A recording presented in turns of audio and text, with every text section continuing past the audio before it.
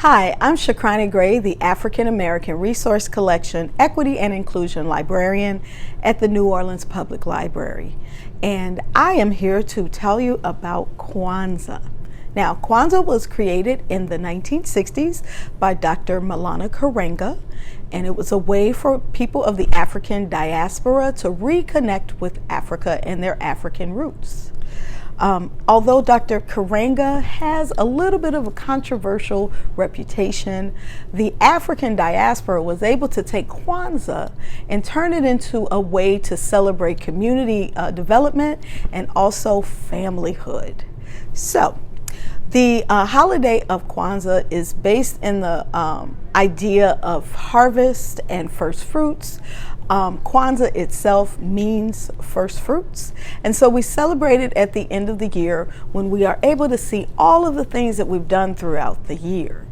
The foundation of Kwanzaa is the Nguzo Saba, the Seven Principles of Blackness, and the representation of that is here in the Kinara. The Kinara is what we call the candle holder.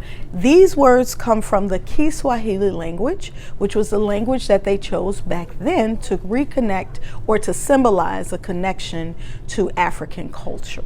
So we have the Kinara and we have these candles here. We have red, black, and green, which comes from the Pan-Africanist flag representing our connection again to Africa.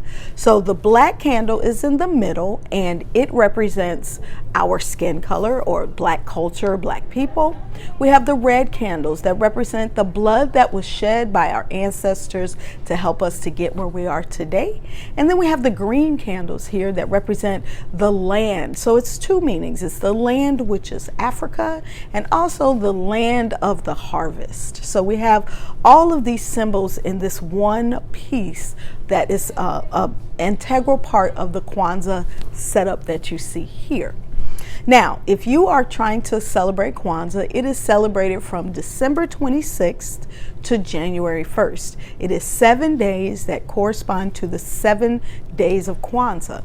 So the Nguzo Saba, or the 7 days of, or the 7 principles of blackness, are Umoja, unity; Kujchagulia, self-determination; Ujima, collective work and responsibility; Ujamaa, cooperative economics; Kuumba, creativity; Nia, purpose; and Imani, which is faith. Those are the 7 principles of Kwanzaa.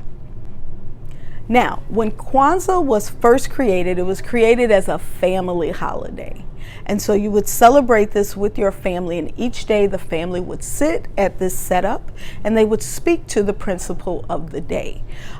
In order to have the proper Kwanzaa setup, you're going to have these pieces that you see here. So we talked about the Kinara, which is the candle holder, but we also have the unity cup. Now, back pre-COVID, you would take this cup and each person would drink from the cup as a symbol of unity. Now, we don't do that anymore because it's not safe, but we still have the cup on our setup to signify unity. We also have the ear of corn. Now, this is dried corn, and it represents prosperity, because for each kernel of the corn, there's an opportunity to grow another plant. So also that represents the children in the family. So we use that to honor the spirit of children in our family and the importance of them carrying on our legacy. We also have the mkeka, which is the mat that you see, and we have the fruits that represent the harvest of the year. At the end of Kwanzaa on January 1st, which is the Imani Day, that is when we exchange gifts. Now, I have celebrated I've celebrated Kwanzaa my entire life.